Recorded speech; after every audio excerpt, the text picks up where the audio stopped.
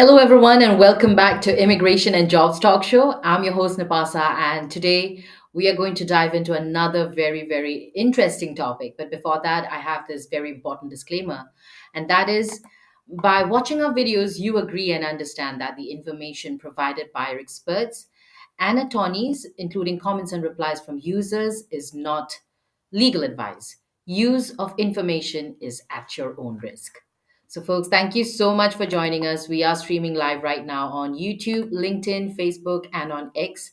And it's real pleasure to have you join us. You can also participate in this by commenting in whichever platform you're watching, so that your questions are addressed. And maybe even if you have anything to share with regard to the topic or whatever you're experiencing out there in the US, it'll be really nice to know.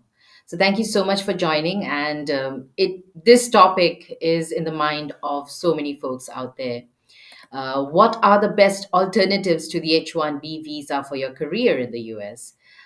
Many changes are happening with regard to the H-1B, and today we are just going to discuss about all of that. And I'm really very excited to have none other than our guest, who is an who's a great immigration attorney, and she is attorney Prashanthi Reddy, a leading expert in immigration law. And we are really happy to have you join us, Prashanthi. Thank you so much. Thanks for having me. So, yes, today we are going to discuss on this topic. And Prashanthi, what can folks out there expect from this webinar today? Well, we're talking about alternatives to the H1, and the reason we're talking about this is for twofold.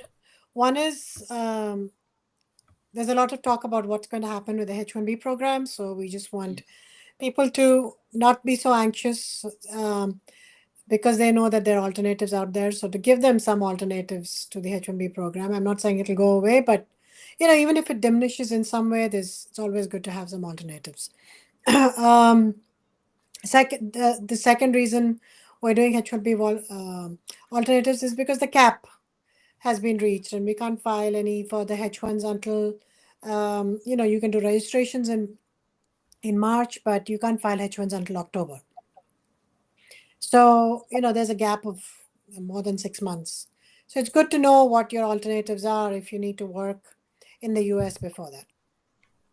Absolutely. And we are excited about this whole webinar because there's so much to discuss about. And most of the time, H-1B is given a lot of attention to, but, the US immigration system really offers a lot more different options, variable options for folks out there. So you're in the right place if you were wondering, if not H1B, then what? So, yeah, I think without further ado, we should go ahead with the first question that I have for you, Prashanthi, is that what are the key advantages of applying for a cap exempt H-1B visa, and how is it different from the standard H-1B lottery process? So, depending on who your employer is, you might be eligible for cap exempt H1. The companies that are eligible for cap exempt H1s are employers who are institutions of higher education, nonprofit related to or affiliated to an institution of higher education, or a nonprofit research organization, or a government research organization. Let's break it up a little bit. An institution of higher education is basically a college or a university and not a school. A nonprofit related or affiliated to an institution of higher education is, say, a hospital that is a teaching hospital that is affiliated to a university, has a contract or is in some other way related or affiliated to a university, like a medical school maybe, whereby medical students can gain practical knowledge in that university, right? So there's an agreement between the two institutions. So that's a nonprofit related or affiliated to a higher education institution. A nonprofit research organization, so not just a research organization, but a nonprofit, set up as a nonprofit, or a government research organization that is owned by the government. In all these cases, if you're directly working for these employers, of course, you can be cap exempt.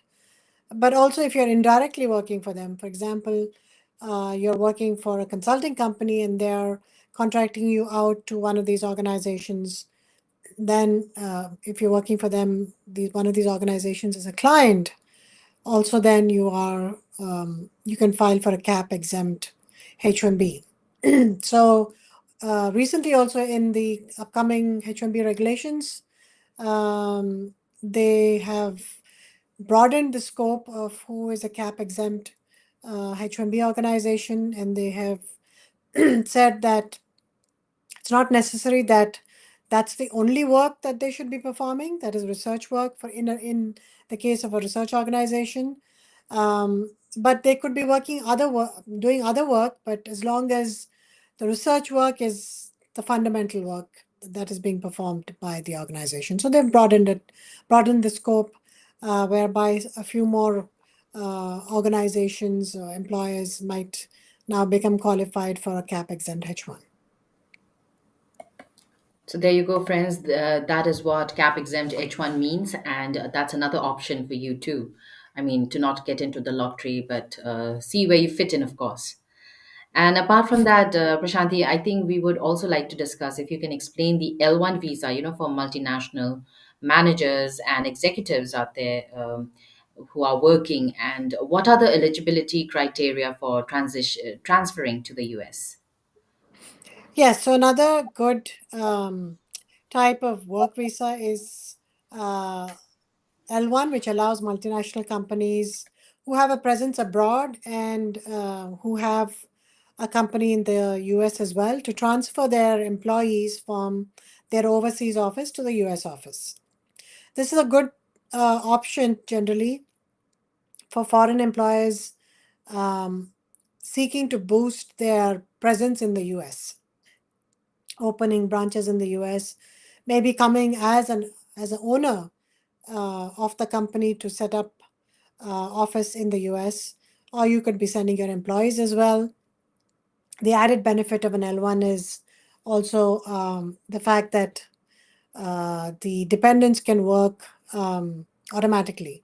So they can get an L2, and the L2 by itself, you don't have to file an EAD or any additional work authorization, you can automatically work.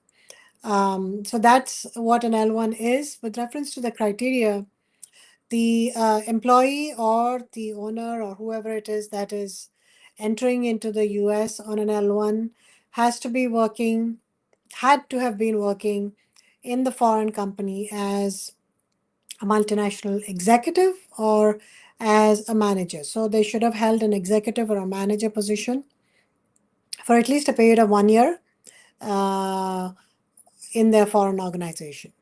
Then the second criteria is that they should be continue to be working as an executive or a manager in the US. So you have to show the job description, job duties, um, and proof that they've previously worked as an executive. So documentary evidence as well.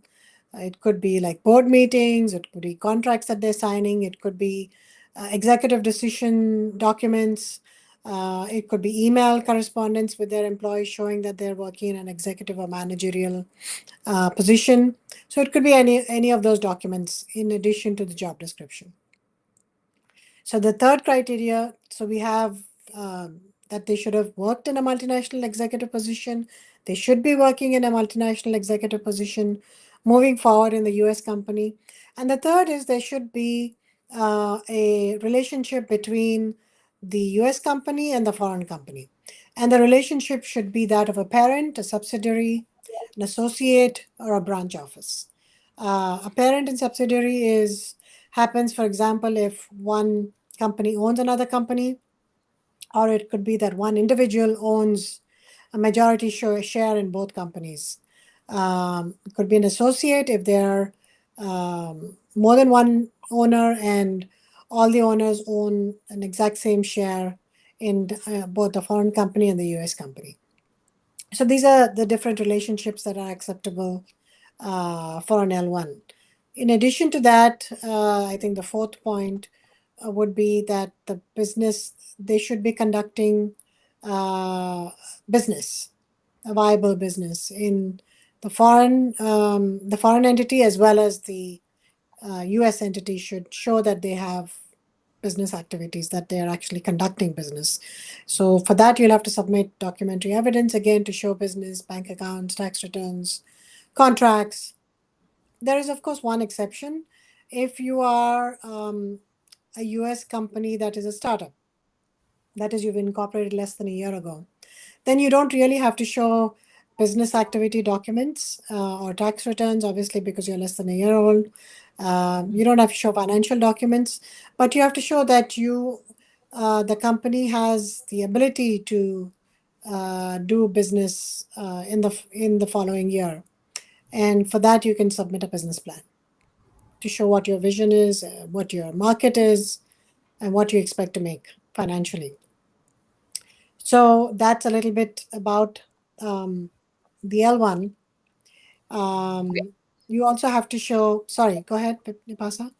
No, I was just saying, very interesting, and it's a great option as well. Very well explained. Also about the eligibility criteria. The giving out points. I think it's very, very clear the way you're explaining. You can carry on. Thank you, thank you. Um, so I mean, you might get a request for further evidence on an L1. Usually, individual L1s are more difficult to get approved, but there is something called a blanket L1, where if you are a company of a certain size and have a certain volume of business and you have um, you know, uh, tax returns showing certain amount for the sales, then you can, meaning a big company, then you can file for a blanket. Blankets are much easier to get approved because you don't have to file for each employee. You just have to file once, and then each employee just goes to the consulate with their documentation, and the consulate then looks at the documents and approves or denies it. So Okay, that's a for the blanket. blanket, is there like a limit, like minimum or maximum, or it can be any number? It's any number. It just has to make sense to the consulate, and of course, they have the ability to deny any case if they see that too many are being filed Mhm. based on the size of the company and with the need of the company. So that there's always that checks and balances that happen at the consulate. Um, so people don't file thousands of applications, but Yes. yes, there is no actual limit by law as to the number of L1 blanket cases that you can file. So, if you are a small business, then you would file an individual L1. And of course, there is the L1B, of course, which is L1A is executives and managers. L1B is specialized knowledge. So, a lot of companies like Okay. TCS and these big companies file a lot of L1Bs. It's almost like a H1. You have to show that you have specialized knowledge of the product or processes, and it's Mhm. difficult to train someone in the US to understand those products or those processes in your company. So you have to justify what specialized knowledge that employee has, and also why it's difficult to train the person to get that kind of specialized knowledge. So that's an L1B. The disadvantages of an L1B is it's versus an L1A is an L1A is EB1 goes into EB1 green card category as a multinational executive. So the visa numbers, the green card numbers are much better for EB1, whether it be India or any other country.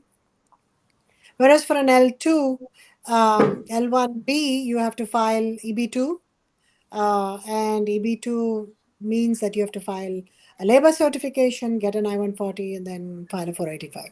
For the L1A, the other advantage is not only is it EB1, but also you don't have to file a labor certification. You can directly file an I-140. So there are obviously, as you can see, advantages of L1A versus L1B, but there are only a certain number of L1As that can be filed, because how many executives or managers will a company have, right? But whereas people with specialized knowledge, there can be many, many people. So that's why companies usually file more L1Bs than L1As. So that's your L1 option. Thank you so much, Prashanthi, for the detailed explanation and explaining it so well. And I would also like to greet our friends who have joined us on YouTube, LinkedIn, and on even on X. Thank you so much, folks. And hi to Imran, Ishita, Deepti for your comments, and Rag as well. Welcome back once again. Um, Well, I think we can take rugs because it's very related, but L1 blanket has more rejections than L1 individual at the consulate level. Is that true, Prashanthi? No, I don't think it is, because for the it's just that there's more volume of L1 blankets being filed. That's why you might think that when compared to individual L1s. Individual L1s, they're not that many filed. And then remember that um, USCIS first approves the L1 and then they go to the consulate. For an L1 blanket, USCIS is not really looking at the documentation for individual L1 blankets. That the whole thing is being done by the consulate. After getting the approval, the blanket approval, then you continue, just going to the consulate with individual applications for the L1 blanket. So it might seem like that, but um, I don't It's think not really L1 the case. blanket has more rejections. I think L1 individual has more rejections. So there you go, Rag. Um, we also have Pedujo saying, "Hi, when H-1B 2026 registration starts?" In March. We don't know when exactly as yet, but it could be any time between March 10th and March 20th. That's the usual time that they started, but it's not the Oh, same day every year. So we have to wait and see. We'll probably know in February. all right. So once we know, Pedujo, we are going to update in our channel. Please check it out and don't forget to subscribe to us. All right. So, Prashanti, let's get back to our questions. And before I have my question, I want to ask you what is an OPT and what is an OPT extension and what is STEM? And then we can go on to take up the question. So basically, the alternatives, I guess, what is STEM OPT, and what is CPT, I OPT guess, extension. right? Yeah, Yes. OPT extension and CPT. So these are all uh, practical training options that you get if you are a student. So the post completion OPT is anyone who has completed a program that is at least of 9 months. You get post completion optional practical training for 1 year, meaning you get an EAD, you have to file a I-765, you get an EAD for 1 year, whereby you can work for any company, related company to your the major that you've studied. OPT extension is if you majored in a STEM field, then you get an additional extension of your optional practical training for 2 years. So you get a total of 3 years optional practical training. In order to do either, your company has to be e-verified, so they have to get onto the e-verify website, log in and e-verify you, register for that site. So you have to be e-verified, and there for the post completion OPT, that is the 1 year OPT that you initially get, it doesn't have to be paid employment, it can be unpaid as well. But for the STEM OPT employment, it has to be paid employment. There's certain amount of time that you need not work. There's 90 days, I believe, of time that you can not work, but the rest of the time you have to. It doesn't have to be full time, it has to be 20 hours a week. So that's a little bit about STEM OPT and post completion OPT. CPT is curricular practical training that is usually given to students. They can take permission to get CPT while they're still going to school. OPT is after completion of school, CPT is while they're still going to school. This eligibility for CPT depends on the school and the program that they have. Some allow CPT on day one because they have an executive type program where uh, practical training is important as part of their coursework. It goes side by side with classroom education. So they do allow CPT. So that's CPT and that's what OPT is. All right. Thank you, Prashanti, for telling us what they are and defining them, telling us about the little differences as well. Now, going on to the question, so how does the OPT extension for STEM graduates work, and what are the best strategies, for securing long-term employment in the US through OPT? I think we've already covered the first, so you can take up the second bit. Right. So I guess the best strategy, and this is something that students are already doing, unfortunately, because there's no guarantee of getting selected in the CAP, and also because of the uncertainty with reference to the H-1B program. A lot of students are depending on OPT and CPT. And I mean, it's important that you register as soon as you finish your F1 and not wait until your STEM OPT gets over. So that's one way of maximizing your STEM OPT. Register for H-1B every single year. So you have three chances of getting picked, and you might get picked during one of those times. Now, if they don't get picked, a lot of students then opt for continuing their studies, and they take up a new program. Maybe they do another master's, or they do a PhD course, and then they work on CPT if the school allows them to work on CPT. So there's no gap between their OPT employment and then moving to a CPT. And you can continue on CPT as long as you're in school. And if you have, especially if you've done a PhD and you don't do another master's program, then you can get a new OPT period, STEM as well as regular OPT period for another 3 years, right? So you can theoretically, since a PhD is like 7 years or 5 years or 7 years, depending on the subject, continue working for a long period of time by remaining a student and then working simultaneously.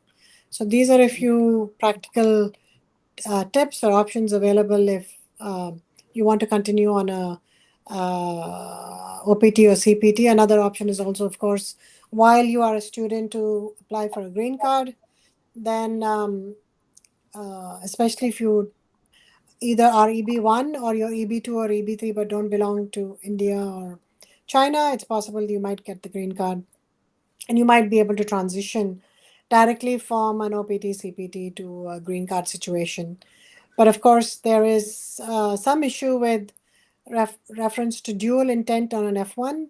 So on an F1, you have to show that you intend to return to your home country. If you file an immigrant petition, it shows that you intend to immigrate, and that's not allowed on an F1. So as long as you're not filing anything on the F1, going to USCIS to ask for any benefit, also applying for a visa, then it might be okay pursuing the green card option simultaneously with your F1. Okay, okay. And what about students who are transitioning from being a student to probably an H1 job? Do you have any updates like an extension? So yeah, for them, you have something called cap gap. And the good thing is, as per the new rule, the cap gap has extended until April of the next year. So what is Next year. cap gap? So there's an artificial extension of status for all students who've applied for change of status from an F1 to a H1. As long as it's not consular processing and it's change of status, then that H-1B cap gap rule applies, which means that whatever your status was at the time of filing your H-1, that status continues and is going to continue as of the new regulation until April of the next Next year. following year. So you can, even if there is a delay in your H-1 getting approved, you continue to be in that same status that you were when you first filed, even though that status might have actually expired while your H-1 was pending. So it extended by almost 6 months, right? Earlier it was, I think, Correct. October. Correct. Yes. All right. Thank you, Prashanti. And those were great updates. And let's go on to our next question. And that is if you can tell us what are the specific benefits, and even the requirements for the TN for Canadian and Mexican professionals under the USMCA trade agreement. So for Canadian and Mexican nationals, there is an additional work visa called the TN visa. And it's available to all jobs that are designated occupations as per NAFTA. So there is a document available where they have a list of jobs and the educational and experience requirement for those jobs. So as long as you meet those requirements, you should be good. TN, the advantage of TN is it's not subject to cap. You can file it at any time. There is no limited number of applications that uh, that are, it's unlimited number of applications that can be filed. So it never happens that the TN visas applications run out. Also, for people who are in Canada, they don't even have to apply the TN with the USCIS. They can automatically apply at the port of entry. They can take the entire application to the port of entry and then just apply there. They don't even have to apply with USCIS, and it's a very simple process. And they don't have to go for a visa because they're just applying at the port of entry. They don't need a visa. For Mexican nationals, I believe you don't have to apply at USCIS, but you have to go for a visa. So it's a slightly different for Canadian and Mexican employees. But if you're in the country, then and you want to apply for a TN, then you'll have to apply with USCIS. The documentation and the process is different. It's more detailed. You have to actually fill out forms. There are 129 forms for the TN. So it's almost like filing a H1. So if you're in the country, the process is harder and it goes to USCIS, then it has to face USCIS scrutiny. But if you're outside the country, then you're just going directly to the port of entry, especially if you're a Canadian national, and applying for the TN there. So it's much faster and easier to get. So that's a little bit about the TN. Okay, thank you so much, Prashanthi, for taking that up. And we have a question, but I think we will address it a little later. And this is from our viewers. So let's go on to the next, and that is the E visas, the E1 and E2. So if you could also tell us what they are, and even the E2 treaty trader and investor visas, and how can foreign entrepreneurs, leverage them to start a business in the US. So when we first talk about the E3, since we're in the E category, the Yes. E3 is another non-immigrant category only for Australian nationals. So these are all country specific. Since we're talking about Canada and Mexico, Australia has another visa which is available only to them. It's called E3. Very similar to the H-1B. You have to show specialty occupation. Again, you don't have to file anything with USCIS. You can go directly to the consulate and apply at the consulate for an E3. So that's an E3 criteria is exactly the same, specialty occupation, which means that you have to show that a bachelor's degree is required in a Mhm. specific field for the job that you're doing. Another country specific visa is H-1B1. This is for Singapore and Chile, and they have 10,000. There is a cap, but it's a separate cap of 10,000 and usually not used up. So usually these Singapore and Chile H-1B1s can be filed throughout the year. So that's an advantage if you belong to any of those countries: Mexico, Canada, Singapore, Chile, Australia. They have their own visas. Coming to the E1 and E2, this is also country specific, not available for India, for example, but it's available for many, many countries. And there is a list of E1, D2, treaty trader, treaty investor countries. So look up that list and see if you are a national of that country, then you can definitely apply. The E1 Okay. is the treaty trader visa, is suitable for foreign nationals that have multinational employers, meaning employers that have businesses in more than one country, and they are wanting to transfer them to the US, and the company has significant trade. They are a trading company. Between the foreign and the US entities, there is significant trade. So it could be an employee, it could be the owner of the company who is being moved. That person has to show that they have the skills which are essential for the operations of the trading. Dependents are eligible again to work in the US. So that's the E1, which is the treaty trader. The treaty investor is again allows foreign nationals to invest Mhm. a substantial amount of money in the US. And this again, the E2 beneficiary could be the owner of the company or could be an employee of the company. The E2 visa allows that person to manage and direct the investment that is being made in the US. And the amount of investment generally varies. It depends on the type of industry. It's a kind of a proportionality test, which means that you have to show what the investment is required for your type of business, and you have to show that you have made that kind of investment, and you have to show that that money is being used by that company. So you have to show the paper trail, the money trail. Okay. Um, so some companies could require a large investment because they have infrastructure costs, and some companies, like consulting companies, don't require any investment except for, maybe leasing an office and hiring a few employees. Again, dependent E2s are eligible to work just as dependent E1s are. So that's the advantage of the E2 as well as the E1. Okay. And talking about there are more visas, and we are going to talk more friends. But I think since we spoke about the TN visa, I we had a question from one of our viewers, and we want to know what is your comment. So, control, if you can display that, please. So, Canada's known own are. Could you zoom in a bit, please? Or We maybe can't let me. see. Yeah. So, yeah, Canada's own are also victims of the dollar greedy Indian agents who lied about Canadian PR to Indians.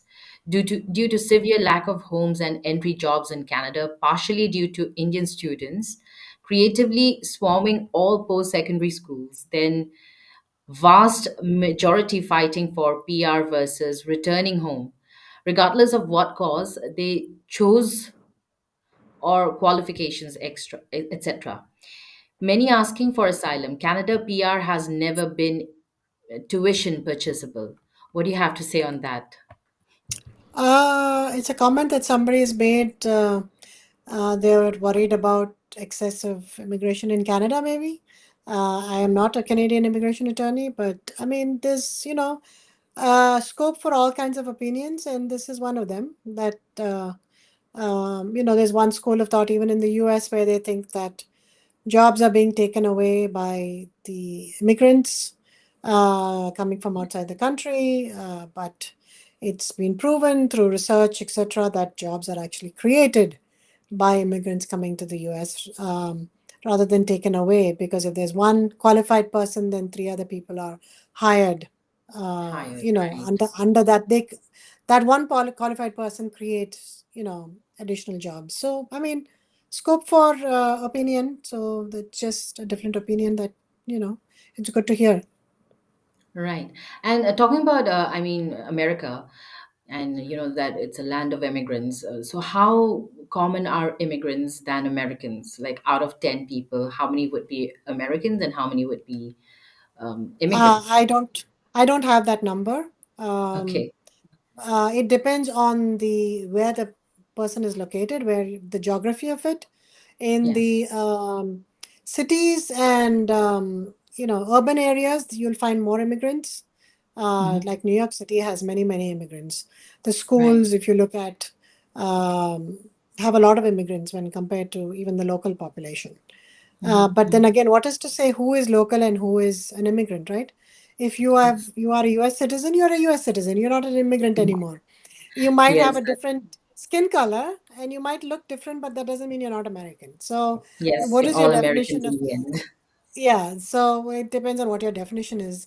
If it's strictly um, your immigration status, then it's difficult to say because there are a lot of US citizens also in America that are there for many generations, right? So So, true. True.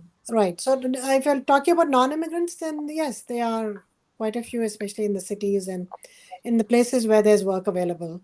Hmm. Uh, there are quite a few. All right. Okay, let's take up Pedujo. Hi, Pedujo. Yes, thank you for coming back. And he has a question. So for Rakesh. L1A, yeah, for L1A visa, employer mandatorily files for green card, or any requirement criteria is for their for okay. Are there any requirement criteria for an employee, or differs from company to company for filing green card? For L1A visa, employer, I think the question is, does the employer mandatorily files for green card, or is there a different requirement or criterias, for their oh, employee? okay, got it. So, it's not necessary that your Rakesh, that your employer should file for the green card. They may not want to file for the green card and send you back. So there is no mandatory requirement that anybody file your green card for you. That is completely dependent on the employer whether they want to continue you working for them. If they want you to continue, then obviously they have to, because the L1 expires in 6 years, and there's no extensions beyond the 6 year, 7 years beyond the 7 years. So if they want you, they to keep you, they have to file. Otherwise, they have to let you go and send you back to whichever country you come from. The requirements are the same for filing for EB1, no matter what type of company it is. Mhm. Requirements are pretty much the same. The type of documents that you submit might differ, because some documents you might not have those kind of documents because of the type of business that you do, and you have to explain that to the US and USCIS, and that should be fine. So, other than the types of documents that you submit, which might borderline be different, the requirements are really the same. Okay. Thank you so much, Prashanthi, for taking this up, and I hope you've got your answer, Pedojo. Yeah. Let's go on with some other categories of visas that could be alternatives, if not the H1. So let's head on with the EB categories. And if you can tell us about the EB-5, which is an investor visa. So what is the process, for obtaining a green card through this EB-5 investment program? And how can foreign nationals benefit from it in terms of employment and immigration status? So EB-5 is an investor visa program whereby you invest a certain amount of money in the US, and that investment amount keeps changing. Now minimum is 900, I think, and maximum is 1.2 if I'm not mistaken. Um, but if you are investing in a regional center, then it's the lesser amount. If you are investing in a targeted employment area, meaning a high unemployment area, then it's at the lower amount. Otherwise, you have to pay the regular amount. You have to invest in a business, and you have to employ 10 full time people. Uh, if you're investing in a regional center, you're investing as a passive investor. So the regional center will then show that they have hired X number of people to satisfy the requirement. So you could either start your own business, be an individual investor, or you could invest passively into a regional center. So that there are two ways of getting the EB-5. The EB-5 processing time is very lengthy, unfortunately, for about 4 years just to process. That's why might not be a good option if you are thinking short term of coming to the US. But if it's a more long term plan, then definitely an EB-5 would be a good idea. Get if you get the approval once you send out all the documents about 4 years later, then you can come in on an EB-5. Then after 2 years, you apply for removing of conditions, and that could take again a few years. So you'll get a temporary green card to start off with which you enter the US. Then you get a permanent green card after uh, the removing of conditions period is over, and after you file the application and it gets approved. So it could be another 2-3 years for that to get approved. Also, something to keep in mind is the visa number availability. The visa green card numbers are not always available. So even if your application gets approved, you might have to wait for some time before you can come to the US on the green card, because you have to be the consulate will then keep the file with them and notify you and call you for an interview once the green card number is actually available. So that's a little bit about EB-5. Very interesting. Thank you so much, Prashanthi, for taking that up. And I think we will take up the view questions from our viewers. But before that, I just want you to tell us about the EB2 NIW. Is it a good option for foreign professionals with a master's degree, and how does it impact, employment authorization? So that's basically all the green card applications depend on the priority date as to whether they're good options or not. EB-1 would be the best because the priority dates move the fastest. EB-2 followed by EB-2 and EB-3. Um, you can file your green card application and come directly on a green card. Um, this, of course, you so they basically the employer will file your labor certification, will file your I-140, and then it goes to NVC, National Visa Center, and then goes to the consulate, and then you get an immigrant visa petition approved at the consulate, and then you come in on a green card and get the actual card in the mail once you come into the country. So that's how the green card, direct green card thing works for employment based.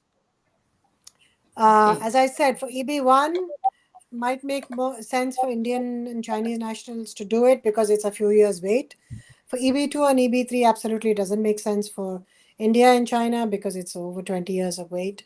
But for other countries, EB-2 and EB-3 national interest waiver or EB-2 regular advanced degree holders might make sense uh, to do directly a green card, right? So that's definitely an option, an alternative to the H-1B if you want to work in the US and get be able to permanently stay in the US. It's much better than a H-1B.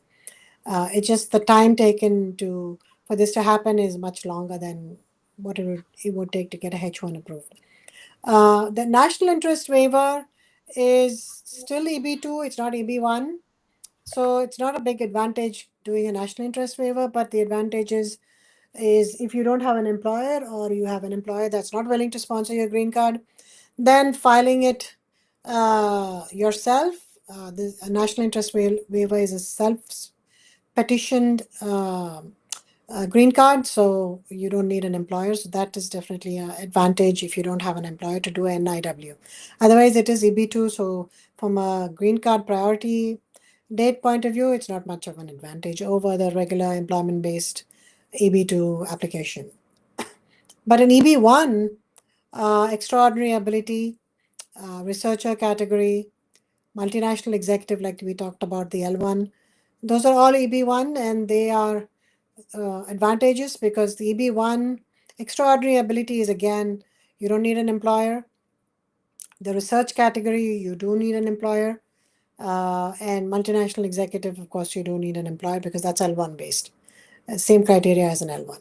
So that's a rundown of employment based green cards and how they can help you uh, circumvent the H-1B. In what circumstances that can be used as a viable alternative.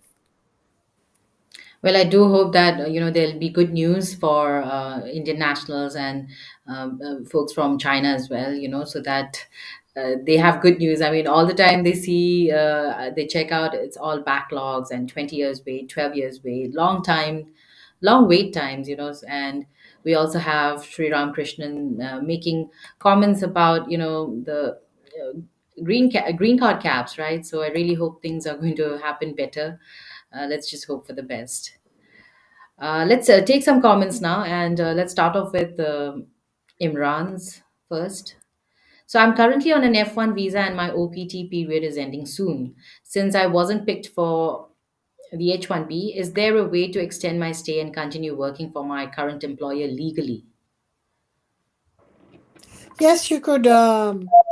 If you're not picked, you can continue. OPT is ending, so then you'd have to transfer to another school and go to a school which allows you CPT day one. It is a little dicey right now. USCIS does send RFEs, but haven't seen denials based on the fact that someone took a day one CPT as long as we're able to show that CPT was a requirement was part of the curriculum, was a Mhm. requirement as part of the curriculum. As long as we're able to show that, I haven't seen denials, but we don't know what the future has to hold. So I would be careful doing a day one CPT. USCIS has always been warning against this, but if you have no other option, then that's one way to proceed. Okay. All right, let's take up some Facebook questions and then we can come back to our questions here. Control, if you can display, please.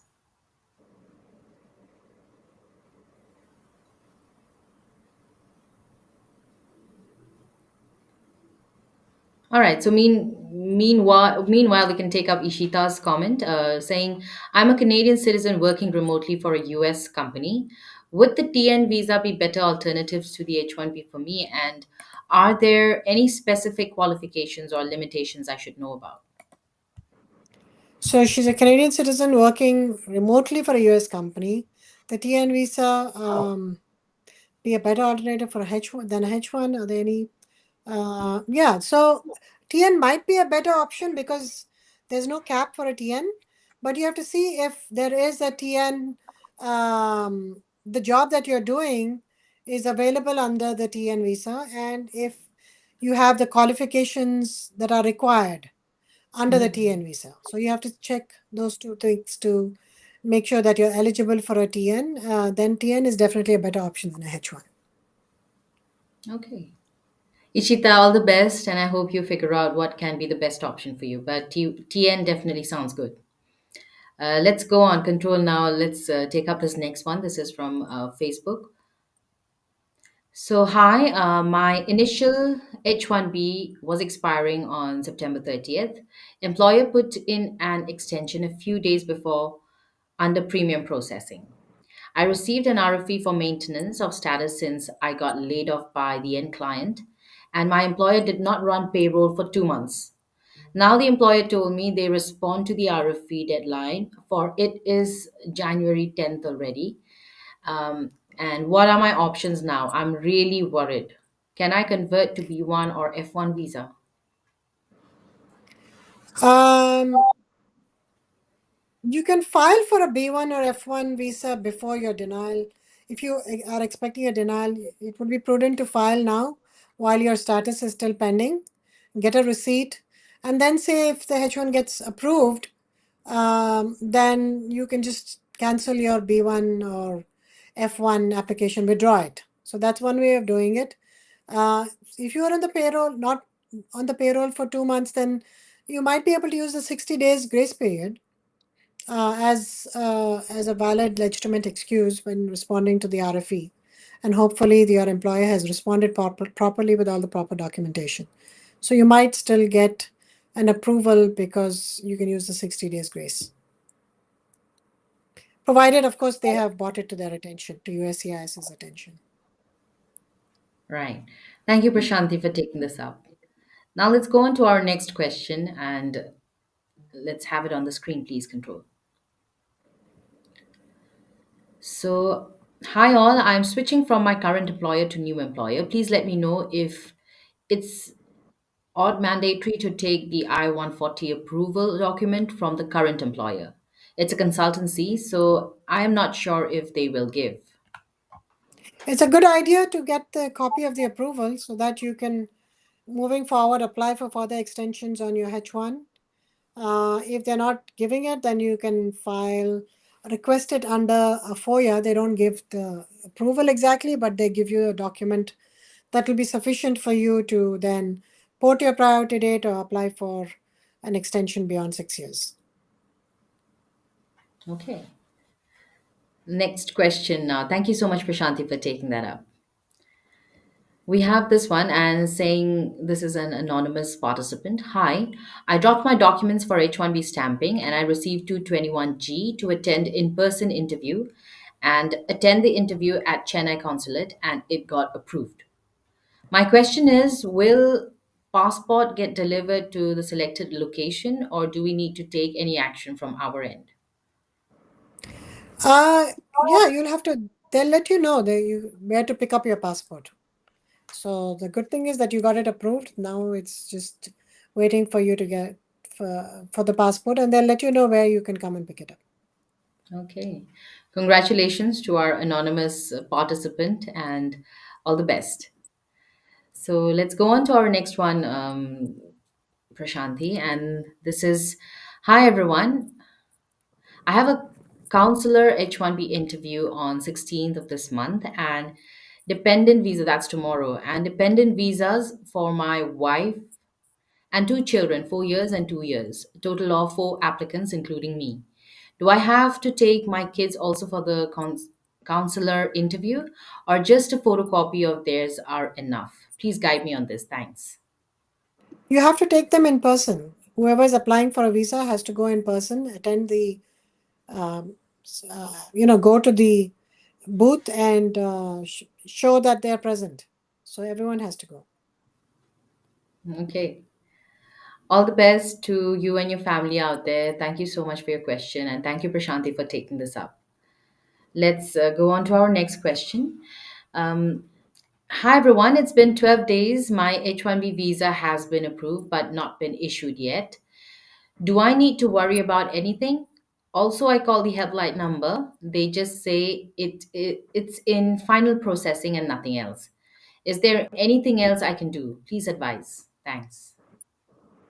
For the visa, I mean, not much you can do other than sending them emails, following up with them. If it's taking much longer, then contact your local congressman to see if um, they can help. They usually have a hotline to the consulates. They can send an email as well. Okay. All right. Thank you so much again, Prashanthi, for taking this up. I hope that was helpful. Now, let's go on to our next. Hi, everyone. My initial OPT expired on 1st of October 2025. Sorry, on 10th of January 2025. And due to SEVP portal maintenance, I didn't get a chance to apply for STEM OPT. And I applied for STEM OPT on the 13th of January 2025. Does this create any problem with my status? If any RFE, how to mitigate that? I'm not sure what the SCVP portal maintenance is and why you are not able to apply on time. But if you applied after time, unless you have a legitimate reason to have not applied on time and it is something beyond your control, for example, the portal was not working um, on the day that I don't know why you would wait until the last minute anyway, unless it was not working for a few days. Mhm. You could give that as a reason as long as you have proof that the portal completely was down and it was not just some problem from your end. Okay. So the SEVP portal I just checked, it is only students who have OPT approved can use this portal. Correct. All right. So thank you so much. And yes, why wait till the end? I think it's always best to keep some buffer period, right, Prashanthi? How long do you, Yeah, just how, in I case. mean, yes. And Like how a long do week you before suggest? at least. At least Okay, a week before, if you're filing online. And if you're filing by mail, then longer because then you can't know what will happen with postal service. There may be a delay right, in delivery, etc. right. At least a All month right. before if it's by mail. Yes, a month before would be best, I think also. Thank you so much, Prashanthi. All right, let's go on to our next one. This is I had my visa interview back on 16th of January at the Dubai consulate. 6th of January, so sorry, 6th of January. And I was given 221G PIMS petition, PIMS petition. I waited for 1 week and the status is still in the refused state. I asked for my passport from the embassy and I'm traveling to my home country. After receiving my passport back from the embassy, they provided me with another 221 white slip with admin processing. How many days does it take to change my status? Uh, Administrative processing can take a long time. It sometimes takes 6 months to a year, also, depending on what they're looking at. They're basically looking at information maybe about your employer, if this is a H1, uh, the investigating documentation that you submitted, maybe calling the client, calling the employer, investigating documentation from your home country. It could be anything. So that usually takes time, and sometimes I mean, it can get approved as fast as a few weeks to a month, and sometimes it takes 6 months to a year. Okay, that's interesting. And now this next one. This is my H-1B transfer pending for more than 5 months from Vermont Center. Actually, it's crossed processing timeline and even raised e-requests. Please advise on my case. Nothing much can be done if your visa is pending. You just have to wait. H-1B transfer is pending. Okay, so then change to premium processing. Why wouldn't you upgrade it to premium processing if it's taking longer than expected? That's the best solution that I can think about. Okay. All right. Have Thank you we so much. Yeah. have we done all the questions of people present, Nipasa? I think we have, right? Yes. No, I think we Just want to have make one sure. more. This is Deepti's Let's question. do So that. let's take it up. Yes. Oh, we have Deepti. Yes. Let's take up Gotham's first. I've heard about the EB-2 NIW visa as an alternative to the H-1B visa for skilled workers. Yes, we took that up. And how does this work? And is it realistic for someone like me with expertise but no major awards or publications?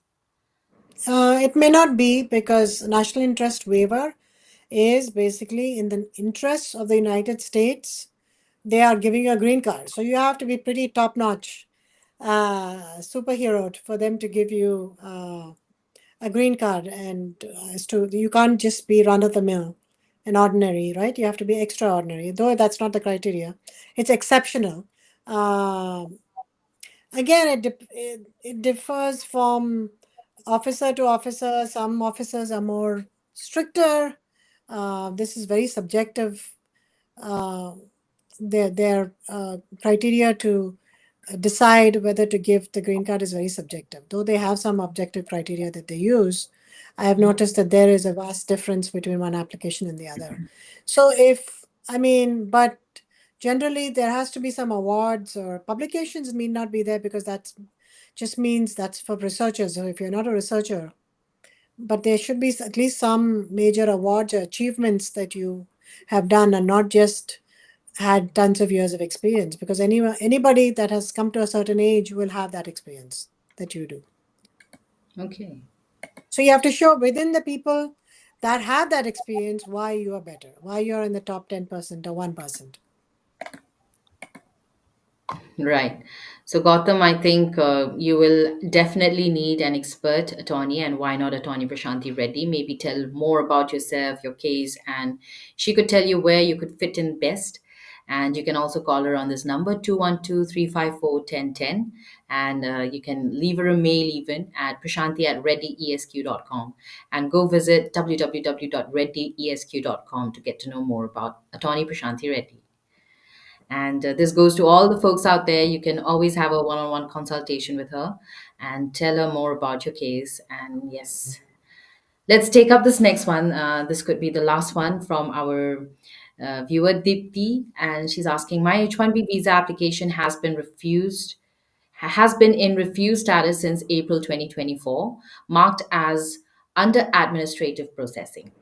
I haven't received updates or explanations since. What steps can I take to resolve this or expedite the process?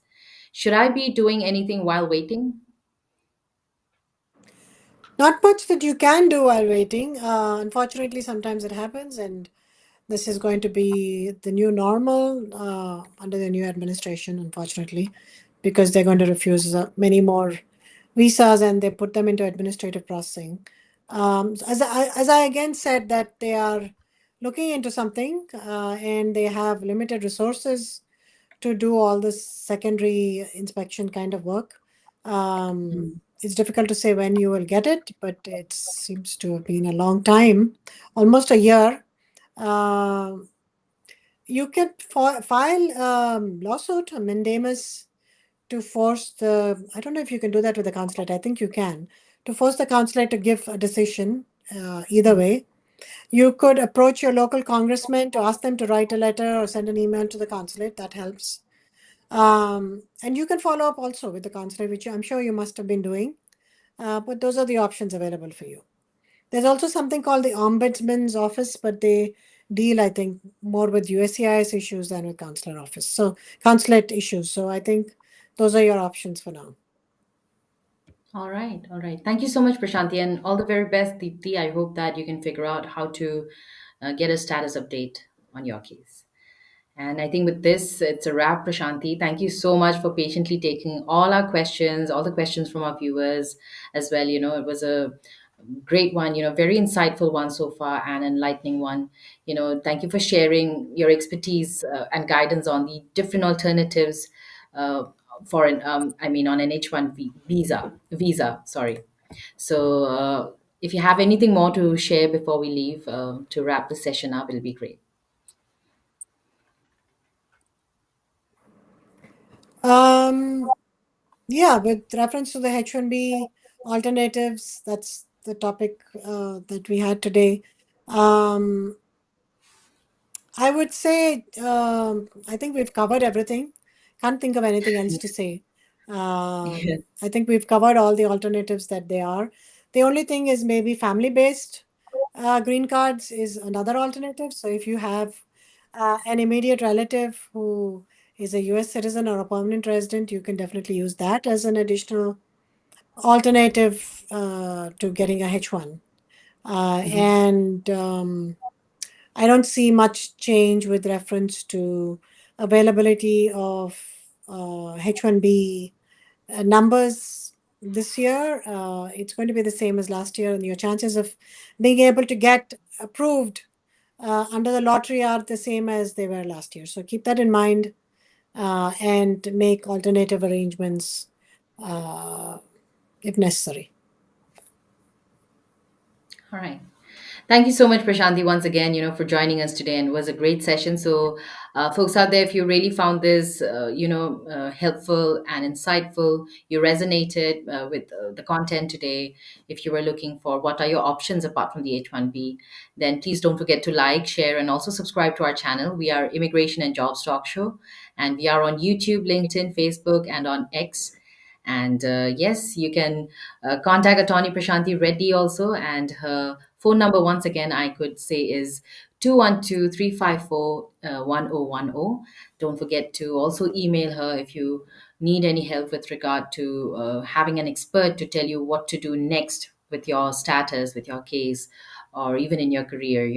So you can best email her at prashanthi@reddyesq.com, and also go visit www.reddyesq.com. And yes, tell us more about yourself. Maybe you could email me and I could forward the same. So my email address is nipa@staffingme.com. And you can also call me or WhatsApp me on this number, 408-335-6444. Thank you once again, folks. Thank you for joining us. Have a great day ahead and stay tuned on Immigration and Jobs Talk Show.